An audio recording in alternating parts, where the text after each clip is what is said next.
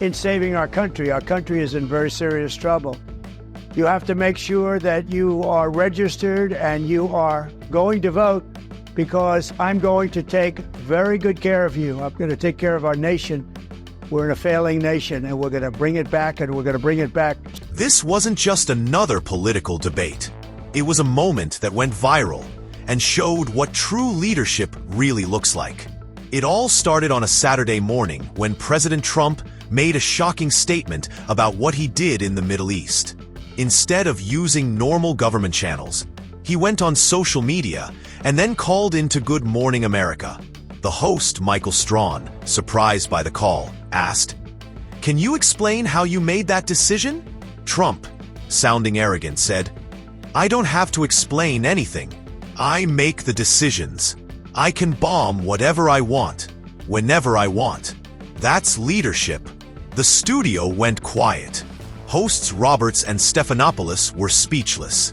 Trump continued, saying he didn't need Congress or anyone else's permission. "I'm the president. I make the calls."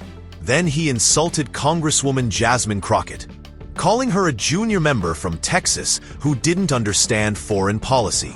What he didn't know was that Crockett was already heading to the studio for another segment.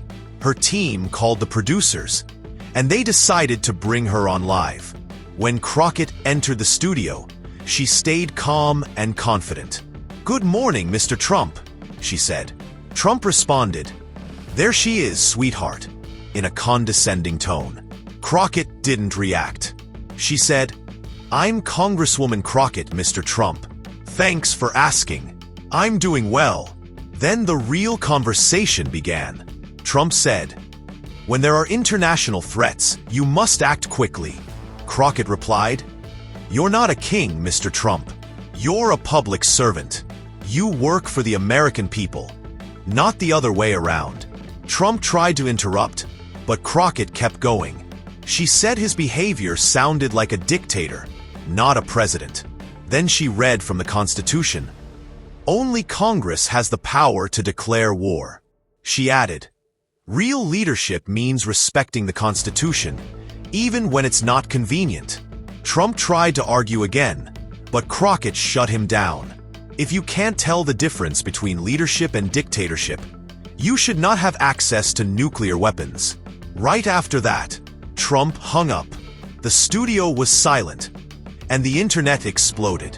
By afternoon, Jasmine Crockett's office got calls from journalists, military families, and everyday Americans thanking her for standing up for democracy. A group of high school students who watched the moment on their phones even clapped for her when they saw her in the hallway during a Washington tour. That night, she appeared on The Tonight Show with Jimmy Fallon.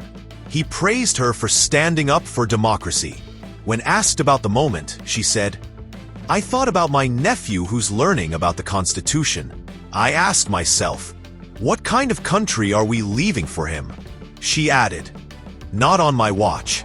Jasmine's words reached far beyond politics. She reminded people that leadership is not about power, but about serving others. She inspired many, especially young people who had never cared about politics before. One high school student from Ohio wrote her a letter saying, "Thank you for showing me what real leadership looks like." Trump's popularity dropped, and his tough talk started to lose its effect. But for Jasmine, the biggest win wasn't the headlines or the internet memes. It was the impact she had on young minds. She had defended democracy, stood up for the Constitution, and proved that real leaders do what's right, even when it's hard. In the end, it wasn't just her win. It was a win for everyone who believes in protecting democracy, no matter what.